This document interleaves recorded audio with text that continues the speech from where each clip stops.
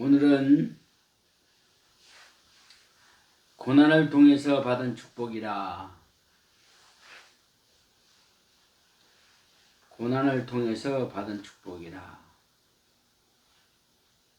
우리가 믿음 생활을 하면서 세상을 살아가다 보면 아무런 이유 없이 고난을 받을 때가 있고, 그때마다 우리는 실망하게 되고 좌절하게 됩니다. 더욱 심하게 생각하는 것은 하나님을 원망하게 되는 것이죠. 그러므로 오늘은 성도들이 받은 고난과 하나님의 축복은 어떤 관계가 있는가를 살펴보기로 하겠습니다. 첫째, 이유 없이 고난받았던 요셉이 축복을 받았다. 창세기 37장 50장에 쭉 나옵니다.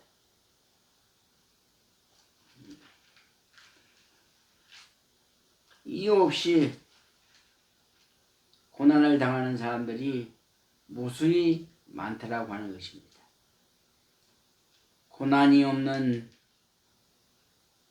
사람은 없습니다. 그러나 제일 힘들고 어려운 것은 자기가 죄를 짓고 나서, 자기가 잘못을 하고 나서 고난을 당하는 것은 충분히 이겨낼 수 있는 것이죠. 그러나 이유 없이 고난을 당하고 이유 없이 아픔을 당할 때는 정말 회의를 느끼게 되지요. 그러므로 우리는 어떻게 이러한 고난을 살아가는데 잘 지혜롭게 대처해야 되는지 우리의 자신을 한 번쯤 생각해 봐야 됩니다. 그러므로 고통을 받을 때에 요셉이 그 자세는 어떠한가? 요셉의 자세. 창세기 37장 24절의 말씀에 그를 잡아 구더기에 던지니 그 구더기는 빈 것이라. 그 속에 물이 없더라. 그랬어요. 형들에 의하여 구더기에서 던져진 때에도 요셉은 원망하지 않았던 것입니다. 오직 하나님만을 의지하고 하나님의 뜻만을 기다리게 하는 것입니다. 우리가 믿음이 좋고 믿음 생활을 잘 할 때는, 평범할 때 축복 속에 믿음 생활을 잘 할 수 있습니다. 은혜 속에 믿음 생활을 잘 할 수 있습니다. 그러나 고난을 당하면서 믿음 생활을 하는 것은 정말 힘든 것입니다.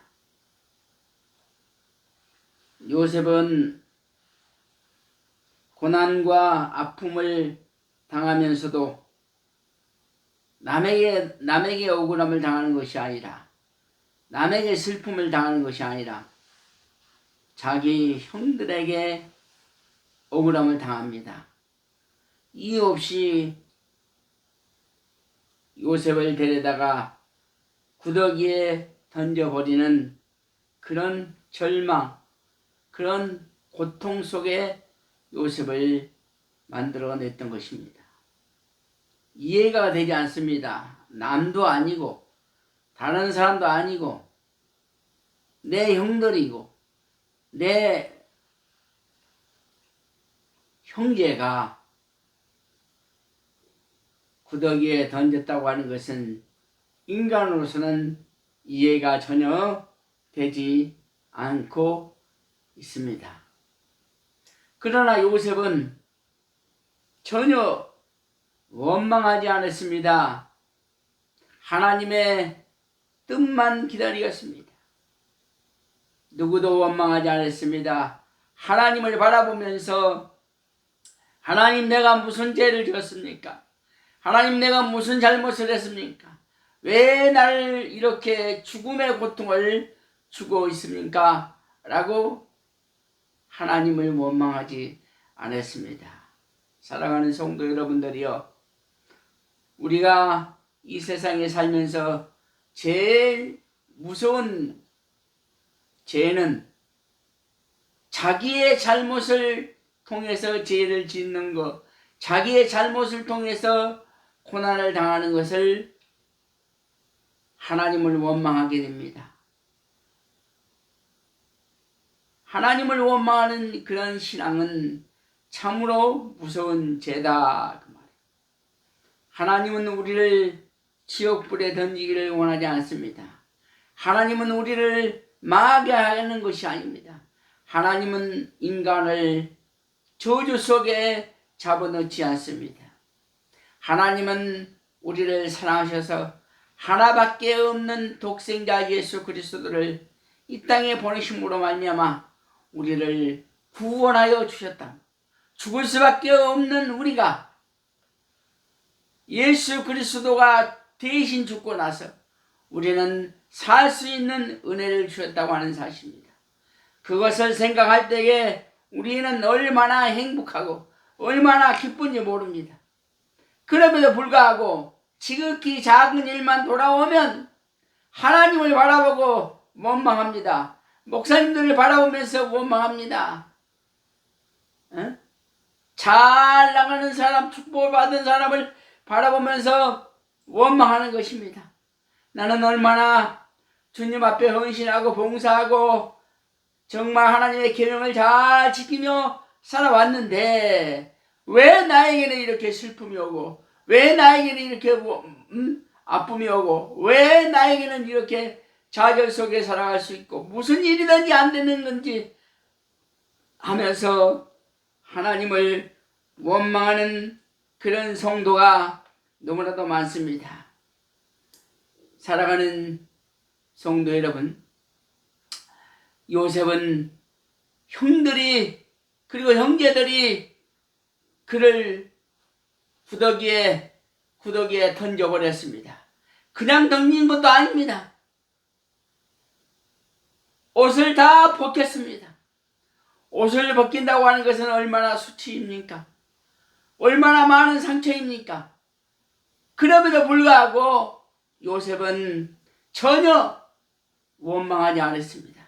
하나님에게도 원망하지 않았습니다. 형들에게도 왜 그렇습니까? 왜 그럽니까? 내가 형들에게 무슨 잘못을 했습니까? 형들이 왜 나를 죽이려고 합니까? 하고 원망하지 않았습니다.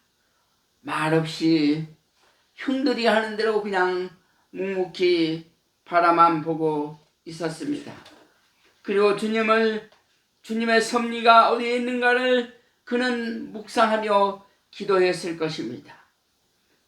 창세기 37장 27절과 28절의 말씀에 애굽으로 팔려갈 때도 말없이 팔려가게 됩니다.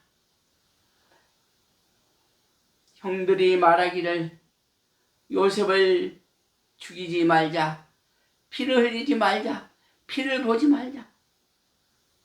그래서 지나가는 상인에게, 애굽의 상인에게 팔려갑니다.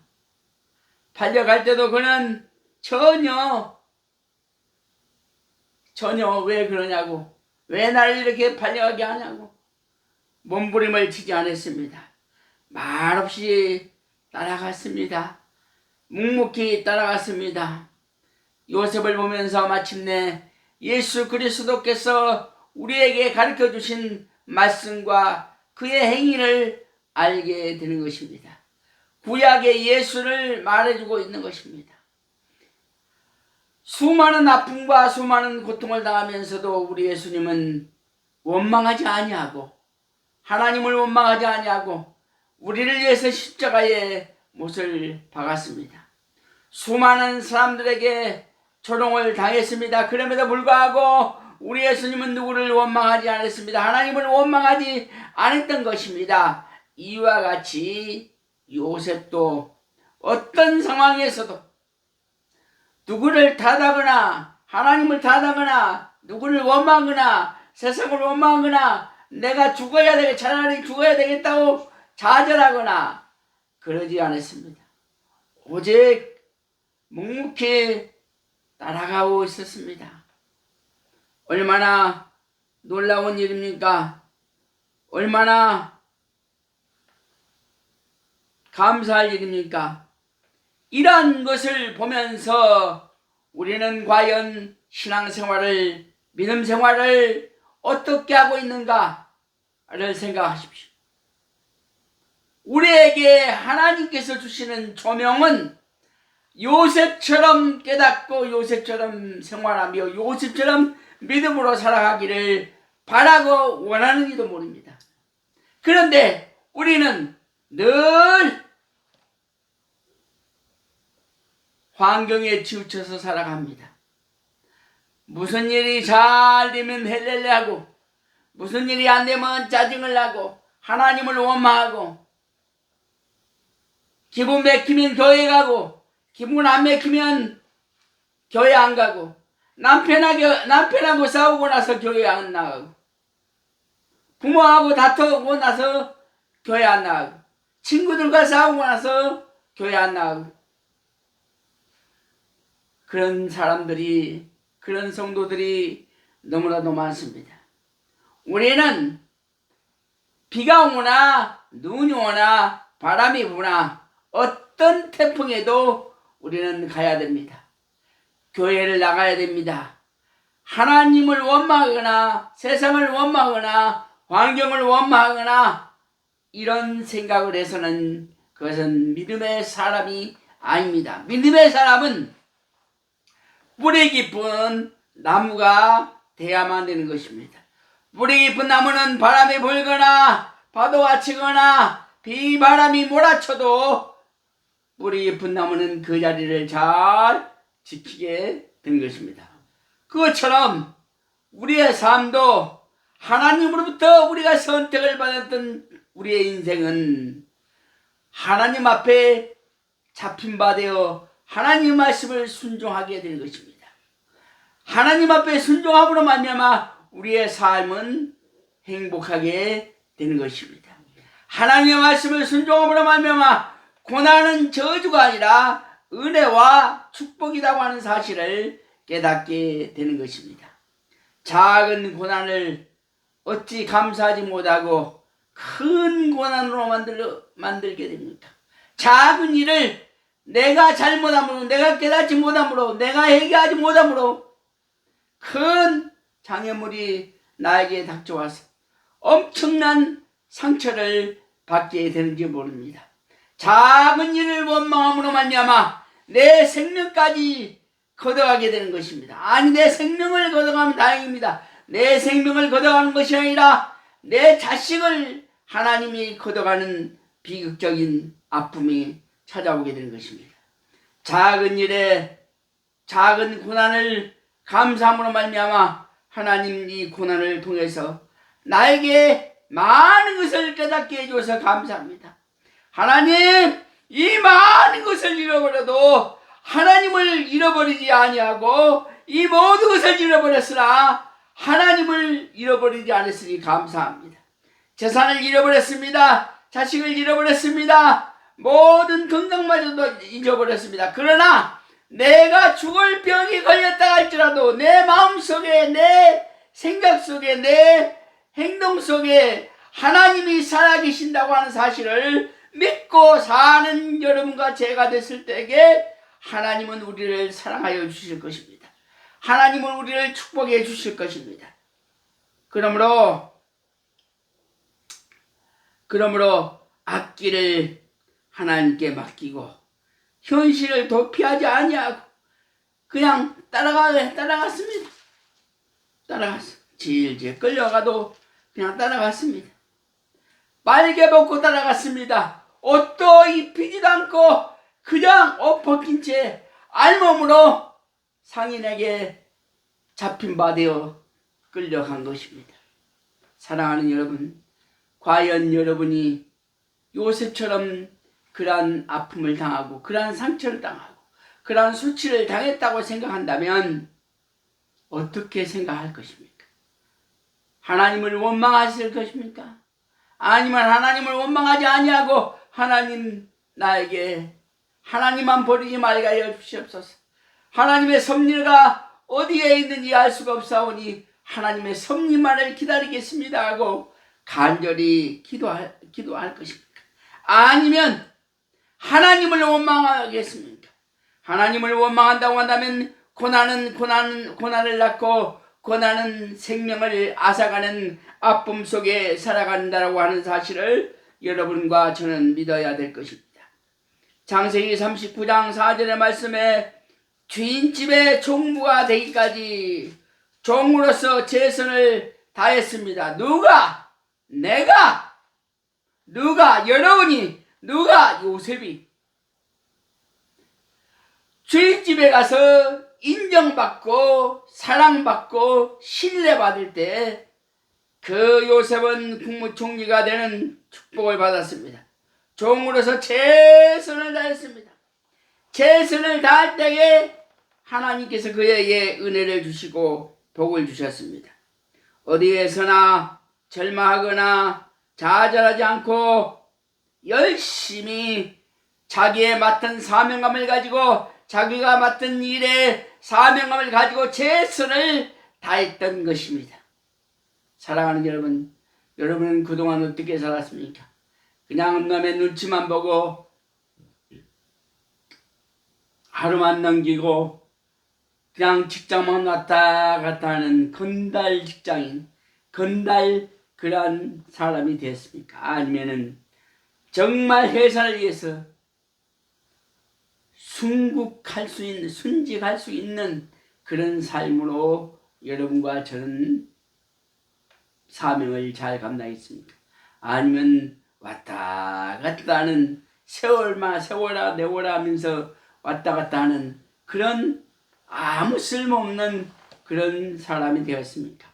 그런 사람이 되었다고 한다면 여러분과 저는 다시 마음을 고쳐 먹어야 될 것입니다. 생각을 바꿔야 됩니다. 행동을 바꿔야 됩니다. 최선을 다할 때에 여러분과 저는 행복해질 것입니다. 하나님은 기뻐하실 것입니다. 하나님은 우리를 사랑하실 것입니다. 그러므로 우리가 작은 일에나 큰 일에나 최선을 다해서 모든 일을 해나갈 때 행복이 찾아올 것입니다. 기쁨이 찾아올 것입니다. 고난, 저주, 미움, 시기, 실망, 좌절, 원망 싹 다 사라져 버릴 것. 오직 은혜, 말씀 충만할 것입니다. 창세기 39장 10절과 23절까지 억울한 누명을 쓰고 변명하지 않았습니다. 우리는 얼마나 억울한 누명을 쓰고 나면 얼마나 팔딱팔딱 뛰니까 막 환장하려고 막 미치려고 그래요. 응? 막 배짱신을 막 칼로 막 째가지고 막 보여주고 싶고 속을 보여주고 싶고 응? 막 엄청나게 괴로워하고 팔딱팔딱 뜁니다. 우리는 그렇게 살면 안 됩니다. 억울한 누명을 써도 그저 눈을 감고 하나님 앞에 묵도해야 됩니다. 주님, 하나님의 섭리가 어디 있습니까? 하나님의 뜻이 어디 있습니까? 하나님 앞에 묵도하며 기도하는 삶이 되어야만 됩니다. 그렇지 아니하면 여러분과 저는 너무나 고통과 괴로움이 파도처럼 밀려온다고 하는 사실을 여러분 믿어야 됩니다.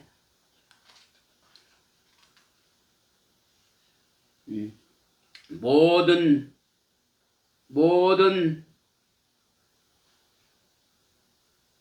심판을 하나님께 맡기고 기다려야 됩니다. 하나님은 아심에, 하나님이 아심에 내가 억울한 누명을 쓰고 완전히 감옥에 가고 완전히 누명을 쓰고 내가 살인자로 누명을 쓰고 감옥에 간다 할지라도 하나님이 함께 한다고 하는 사실을 여러분 믿어야 됩니다.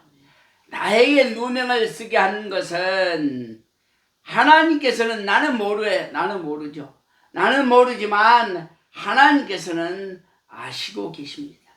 하나님의 섭리는 분명히 긴 시간 이 고난을 잘 이기고 슬기롭고 지혜롭게 잘 이기고 나면 하나님은 우리에게 억눌렸던 거 세술에 묶여있던 우리의 삶이 싹 풀리고 옥문이 열리는 역사가 일어날 것입니다. 그러나 억울하지 않고도 분명히 했는데도 불구하고 억울하다 억지를 쓰는 사람은 죄를 10배나 받을 것입니다. 10배. 내가 잘못한 것은 내가 스스로 주님 앞에 고백해야 됩니다. 누가 대신 내 죄를 대신 십자가를 질 수가 없습니다. 예수님 외에는 누구도 나의 죄를 위해 십자가를 칠 수가 없습니다.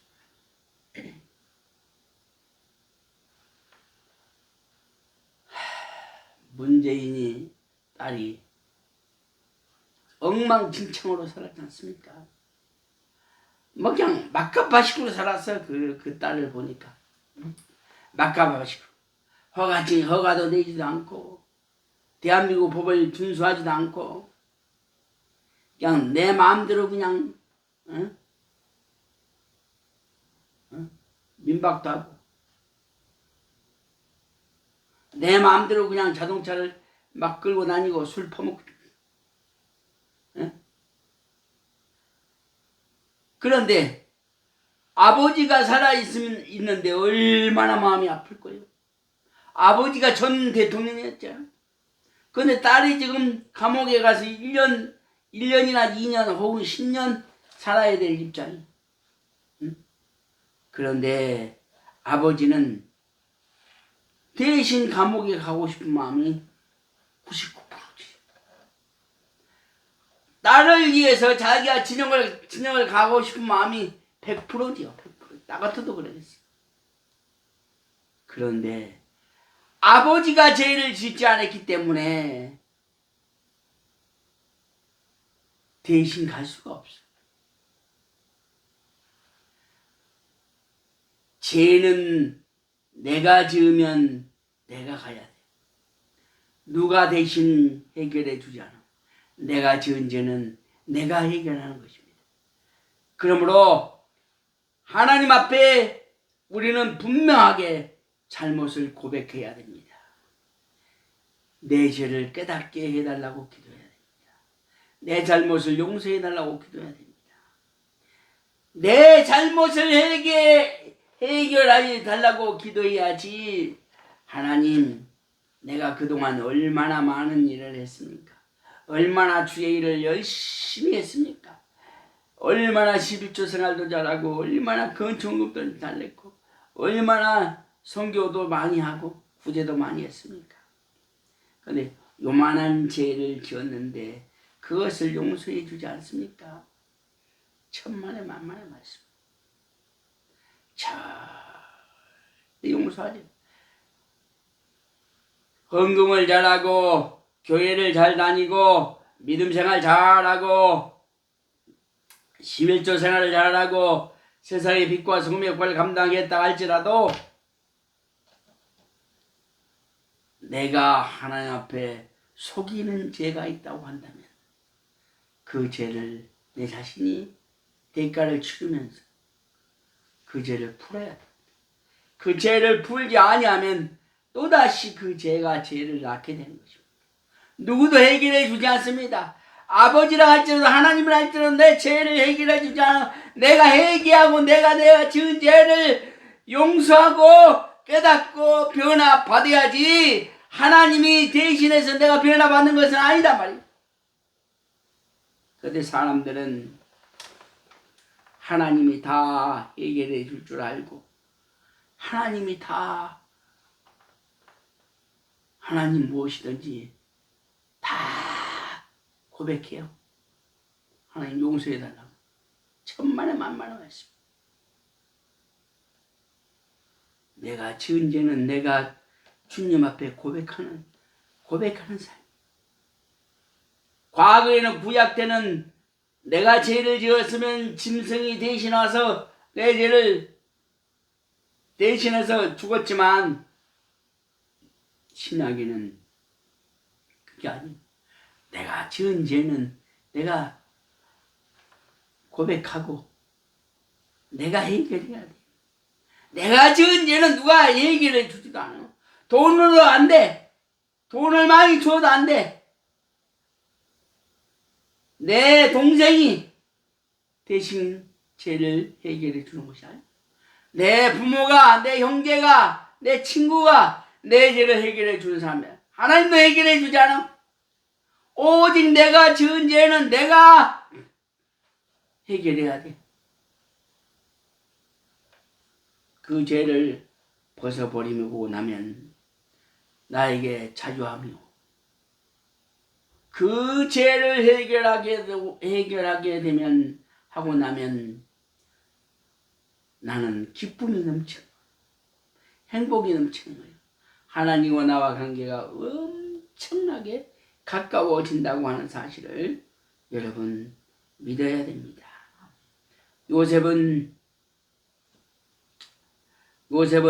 애굽 왕의 술 맡은 관원과 떡 맡은 관원들을 위해 열심히 봉사했습니다. 감옥에 가서 감옥 안에서 열심히 봉사했어. 열심히 옥중에서도 열심히 일을 했다고. 누가? 요셉이. 고통을 통해 요셉이 받은 축복이 있습니다. 창세기 41장 42절에서 43절까지 보면 바로의 벌금 수레를 타게 되었다. 아무도 탈 수가 없어요. 누구도 탈 수가 없어요. 이스라엘 백성, 이스라엘 나라의 요셉인데 애굽 왕이 금사슴, 벌금사슴을 수레를 타고 다니는 국무총리가 됐으니 얼마나 놀라우니. 왜 이러한 축복을 받았습니까? 모든 죄를 억울하게 지었던 어떤 일이 벌어져도 그는 순종하고 살아왔기 때문에 이렇게 많은 축복을 받게 된 것입니다. 가장 존귀하고 영광스러운 축복입니다. 애굽의 왕, 애굽의 국무총리가 됐으니, 바로 왕 국무총리가 됐어요. 애굽의 왕 국무총리가 됐어. 얼마나 놀라운 일입니까? 얼마나 놀라운 일입니다. 굉장히 놀라운 일입니다. 말로 비교할 수 없는 것입니다. 그저 된 게 아닙니다. 그냥 주님만을 바라봤습니다. 어떤 일이 닥쳐와도 주님만을 바라봤습니다. 어떤 일이 닥쳐와도 주님만을 향하여 기도할 수밖에 없습니다. 사면초가 됐던 우리의 인생, 그때 완전히 사면초가 됐을 때 감당이 안 됩니다. 감당이 안 돼. 모든 것이 감당이 안 되는 거예요. 그때 누구를 부모를 붙들 수도 없고 어디 가서 사정할 수도 없고 이제는 사명 초월했어. 누구를 붙들어야 됩니까? 그때 하나님을 붙들어야 되는 것입니다. 그때 하나님을 붙들고 나면 막힌 담이 뚫리는 역사가 일어나게 되는 것입니다. 창세기 4장, 창세기 41장 43절의 말씀에 애국 전국의 총리가 되었다. 애굽의 총리가 되었다. 애굽의 총리가 되었다는 거예요. 자기를 투욕시켰던 보디발까지 다스리는 축복을 받았습니다.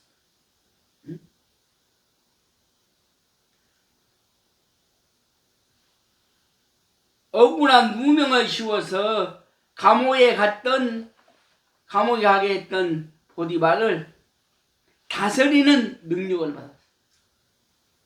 애굽의 왕 대신 두 번째 왕이야. 두 번째 왕. 총리. 모든 권력과 모든 능력을 받았습니다.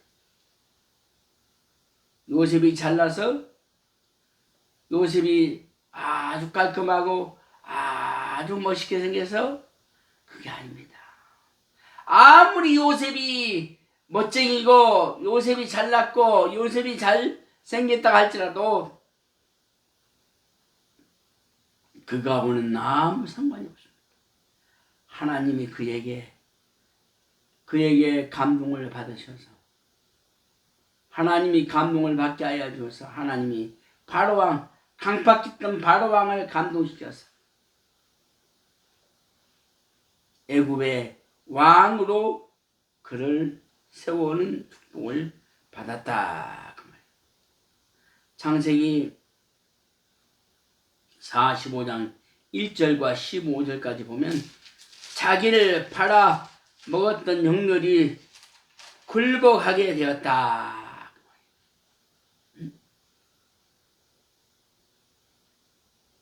형들이 그냥 팔아먹었어요. 원수지 원수. 나 같으면 원수지. 안 봐 나 같으면. 우리는 얼마나 어리석은 존재입니까? 그런데 요셉은 하나님 다음으로 아름답고 깨끗하고 정말 훌륭한 마음을 가지고 있습니다.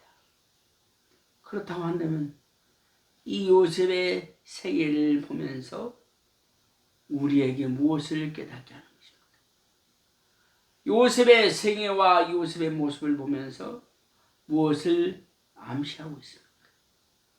과연 우리는 어떻게 세상을 살아갈까? 사람은 사람답게 살아갈까? 성도는 성도답게 살아갈까? 직분자는 직분자답게 살아갈까? 사명자는 사명자답게 살았는가? 우리의 자신을 깨닫는 저와 여러분이 되시길 바랍니다. 자기를 투옥시켜 보디발까지 다스리는 축복을 받았던 것입니다. 저는 두 다리와 두 팔이 다 장애를 갖고 있어요. 그런데 내가 어떻게 해야만 살아갈 수 있습니까? 어떻게 살아야 되나 하고 고민을 했어요. 그러면 항상 1등만 해야 돼요. 공부에도 1등, 행동에도 1등, 봉사에도 1등, 헌신에도 1등. 항상 나누는 마음을 가지고 사랑을 나누고 떡을 나누고 인심을 나누고 감정을 나누고 감동을 나누는 그런 사람이 됐다. 그러니까 많은 사람들이 나를 보고 최고라고 그래. 최고. 그래서 나를 보고 오해를 해. 가진 것이 아무것도 없는데 내가 돈이 몇백억이 있는 줄 알아? 몇백억이 있는 줄 알아? 어? 질질 짜지 않아서. 질질 짜지 않아서. 사람들은 돈이 많으면서 쓰지도 먹지도 않고 돈만 모아놓으면서 남한테 얼마나 못되게 하는지 몰라. 돈이 곳간에 수두룩해. 그러면서 막걸리 한 잔도 안 사. 밥 한 끼도 안 사. 그러나 이 한순두 목사는 내가 먼저 남을 섬기고, 내가 먼저 남을 대접하고, 내가 먼저 남을 사랑하고, 내가 먼저 이해하고 간용을 베푸는 그런 삶을 살고 있었다 그 말.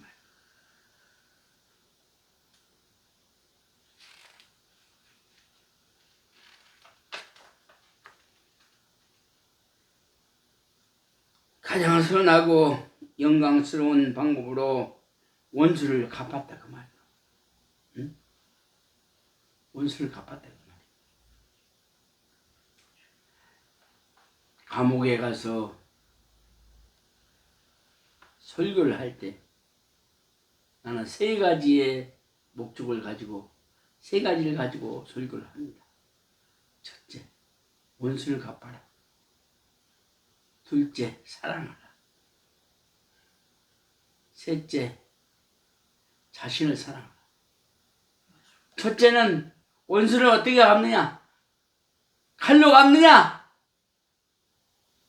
돈으로 갚느냐? 죽여야 되느냐? 그게 아니야. 사랑하라. 나를 사랑하라. 나를 사랑하고 나를 살아가기 위해서 내가 열심히 살아야 돼. 내가 열심히 살면 그 사람들이 돌아오게 돼요. 내가 열심히 살고 남이 뭐라 하든지 간에 열심히 살면 나를 사랑하고 내 이웃을 사랑하고, 내가 원수를 갚는 일은 내가 열심히 사는 겁니다. 최선을 해서 사는 겁니다. 그럴 때 그 사람들이 깨닫고 돌아오게 되는 것입니다. 그것이 능력자예요. 창세기 4장, 창세기 46장 29절의 말씀에 사랑하는 아버지를 다시 만나게 되었습니다. 요셉은 아버지의 사랑을 많이 받았습니다. 야곱이 자기 아내를 너무 사랑했습니다. 너무너무 기가 막히게 사랑했습니다. 그 기가 막히게 사랑했던 아내에게 난 아들이 요셉입니다. 요셉이 태어나고 나서 얼마나 행복했는지 모릅니다. 두 번째 자녀를 낳고 나서, 베냐민을 낳고 나서 그가 죽습니다. 그러니까 베냐민을 되게 미워합니다. 미워하는 사람은 뭐예요? 미워하는 사람은 적이 되는 거예요. 적이. 악만 배우게 돼요. 독만 배우게 돼요. 시기, 미움, 다툼, 죽음, 원망, 이런 것만 배우게 되는 거예요. 사람은 환경의 씨앗을 먹고 살아요. 환경의 밥을 먹고 살아요. 어떤 사람을 만나느냐에 따라서 내 인생관이 달라지고, 어떤 목사를 만나느냐에 따라서 내 신앙관이 달라지고, 어떤 목사를 만남에 따라서 내가 무당이 될 수도 있고, 예수 무당이 될 수도 있고, 내가 정말 하나님의 자녀가 될 수 있는, 천국이냐 지옥이냐.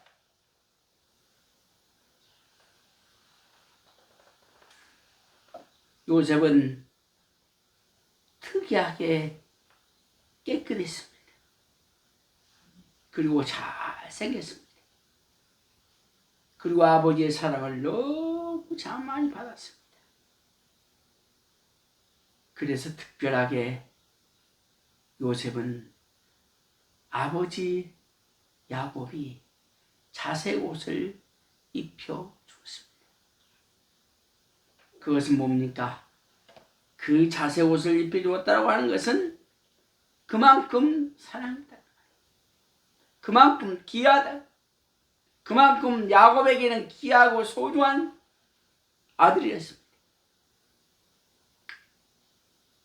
그래서 그의 성품은 너무나 넓고 넓었습니다. 포용하는 마음이 있었습니다. 용서하는 마음이 있었습니다. 사랑하는 마음이 있었습니다. 남에게 간용을 베푸는 마음이 있었던 것입니다. 그래서 많은 사람들이 설교할 때마다 요셉에 대한 설교를 많이 하고 그 설교를 가지고 몇 년을 평생을 인용해 먹고 있습니다.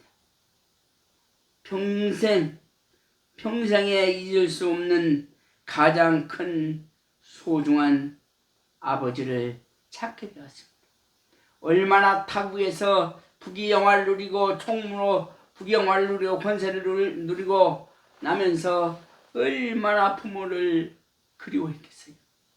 내가 못 먹고 못 살고 거지처럼 살았으면은 아버지도 이 모냐 이 꼴로 만나고자 하는 마음이 없을 텐데 요셉은 바로 왕 다음 국무총리였어요. 국무총리로 승승장구하고 출세를 하고 살아왔던 요셉은 아버지를 얼마나 그리워했겠습니까? 무척이나 그리워했을 것입니다. 그러나 그는 처음부터 끝까지 사랑하고 용서하고 이해하고 하나님의 섭리만 기다리고 있었기 때문에 그는 소원이 풀리는 은혜를 받았다. 그가 소원이 뭡니까? 아버지를 만나는 것입니다. 아버지의 사랑을 먹고 살아왔던 그는 아버지를 그리워했던 것입니다. 그러므로 말미암아 아버지를 만나는 축복을 받았다고 하는 사실을 우리는 믿어야 됩니다.